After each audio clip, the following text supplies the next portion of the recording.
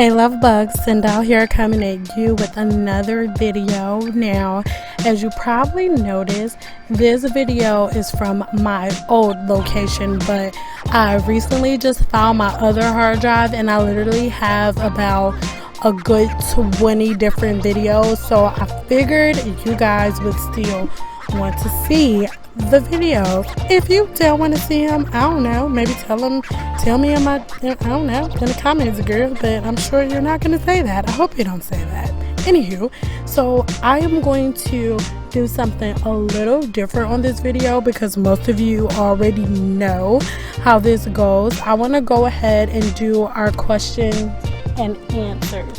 So I asked a couple of you on the community page to list some of your questions, and some of you ladies did that. So I want to get to all of your questions, and just keep in mind, ladies, before we get started, I plan on doing this about once a week, so make sure you're always leaving questions and comments below in the comment section, because I love reading your comments and I love answering your questions.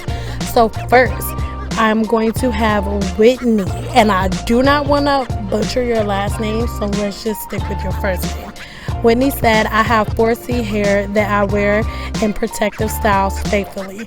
I do wear it and while it's in its natural state as well, and I don't put heat in my head but once a year, August. How do I go about getting it trimmed so it won't be damaged or so much breakage come August?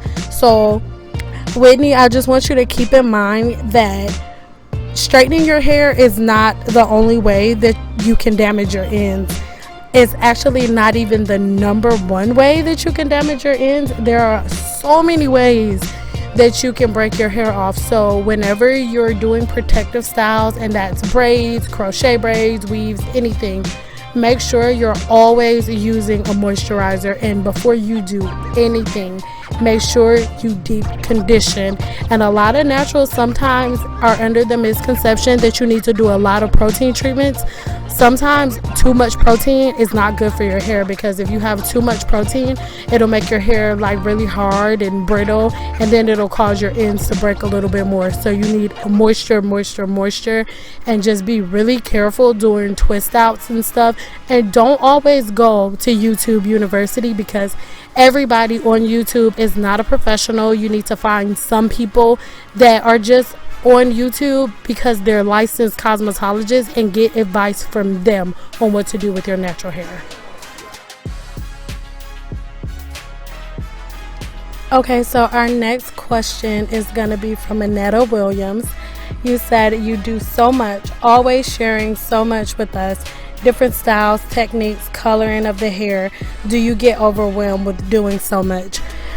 Actually, I don't. I absolutely love what I do. Like, I couldn't think of another profession that I would want to be a part of, and it's just really awesome that something that I love to do is actually a profession of mine that I make money from, and something that other people love to see as well.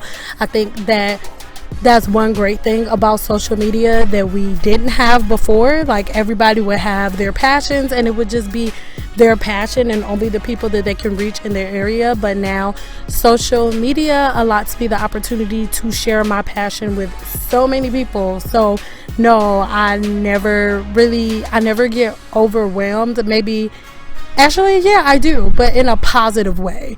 And when I do get overwhelmed, it's never like, oh my God, this is too much. Oh my God, I can't do this anymore. It's always just like, oh my God, I got so many ideas. So I hope that answered your question. Next, we have Gymnastics Lover 1134. And you asked, when did you start doing hair and how did you start and why? Well, I got my cosmetology license when I was 19, and I've always wanted to do hair. I probably fought it for a minute because somebody told me, oh, you shouldn't do hair. Hairstylists don't make that much money. Hairstylists only make about $25,000 a year. And I was like, ooh, girl, downward, girl. And then I remember I had a conversation with a lady that was actually a hairstylist when I was in college, and she was like, girl, I don't know who told you that, but yeah. And I don't know, I've always wanted to do hair. Like, I remember it was devastating for me as a kid because no one told me that freaking, the hair wouldn't grow back on your Barbies when you cut it off. And I don't know, like for Christmas, I used to get mannequins all the time, and I've always wanted to do hair. I don't know. I don't remember a time where I wanted to do anything else. So I don't know. And then the next question is also from a gymnastics lover. You ask, how do I feel doing 13 heads a day? I know it sounds like a big number, but I need everybody to keep in mind that I'll be 28 this year, and I've been doing this since I was 19 legally. So I know how to manage my schedule, and that's why I have online booking. I always say 13 is a specific number because my online booking system doesn't let more than 13 people book in a day. And anytime that many people are booked, they're always like silk wraps. I'm not doing 13, 14 weaves in a day. So I pace myself. And our last question is going to be from Shawnita Brown. I hope I'm not saying your name wrong. And you ask, how often should you flat iron your natural hair or relax? Will too much heat damage your hair and destroy your growth process? So to answer that, my clients that you guys see here, they only come about every 3 weeks, and the Silk Fusion therapy lasts 3 weeks. And after that third week, then they'll do natural styles like twist outs, wash and goes, or maybe just have their hair in a ponytail, girl, until that following week. So I recommend only doing it every 3 to 4 weeks, and if your hair is blown out properly, it'll last. And that's why I round brush so much, because it's so freaking amazing, because it lasts.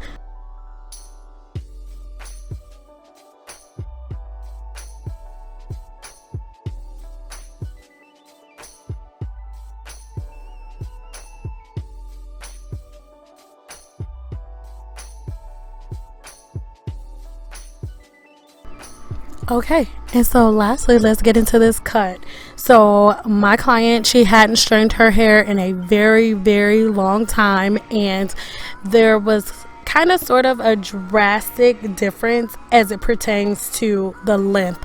And as you can see, there's a bigger gap in the middle, but she really, really liked her fringe to be heavier going towards the left hand side. So a part on the right hand side, and then most of the hair going towards the left. And she did not want that length gone over there. So you're going to see me go ahead and cut straight across. And then once I get to the middle, a little bit before I get to this gap that you see, it's like a perfect like A. You put a straight line across it, and I'm going from the other side and I'm doing it up at a diagonal angle, just like that.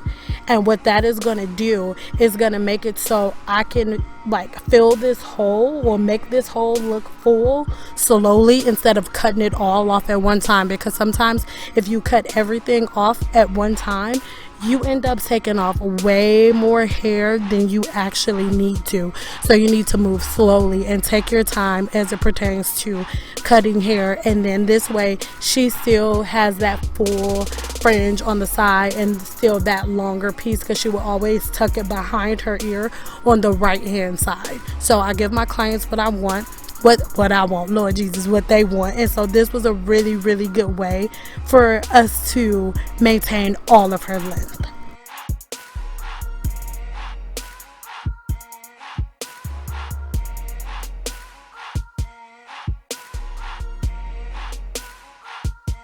Well, that is it, you guys. I hope this video was informative. If you're not doing so already, make sure you are following me on Instagram.